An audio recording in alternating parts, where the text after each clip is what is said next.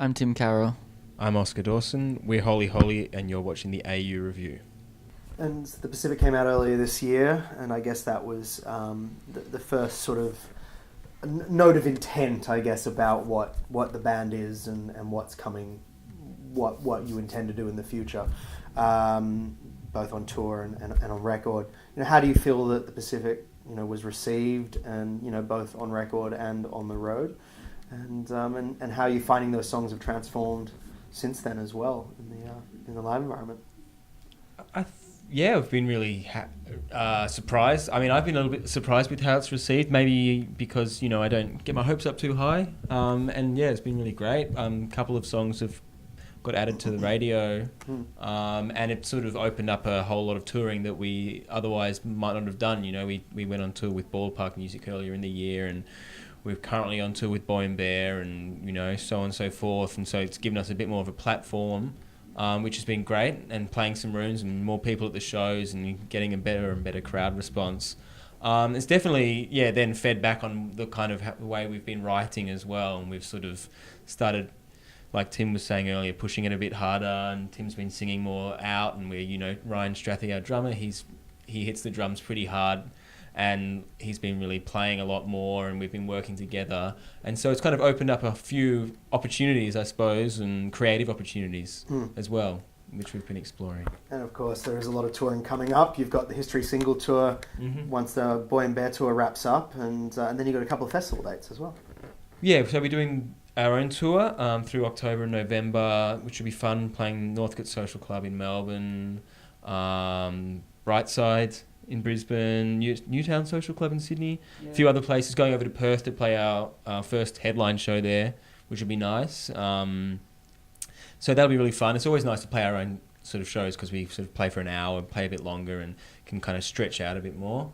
We're going on tour with the Preachers actually as well after that.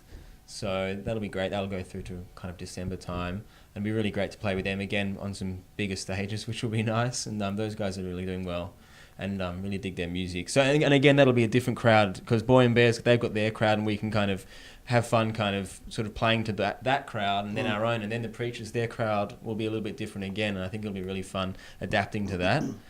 And a couple of little festivals in there, in amongst the whole thing. There's one over New Year's called Beyond the Valley, which is on Phillip Island, down in Victoria, which would be kind of cool. The New Pyramid. The New Pyramid, yeah. I'm not sure who runs it. I'm not sure if it's the same people who actually run it. Sure. I doubt it. But anyway, yeah, that'd be awesome. Definitely. Well, it seems like you're wrapping up the year pretty well. And, I guess we can leave it on this question, and we're going into the summer festival season, and what makes a perfect festival? You'll be better at answering that, won't you, Timo?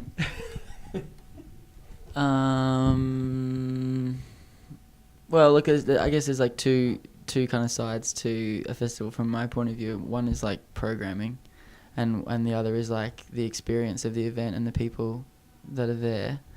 I work in festivals a bit myself, and so like I think it's good if there's like no queues, like no litter, no like aggression, a bit of space and shade, and a bit of respect for the land and the space that it's on.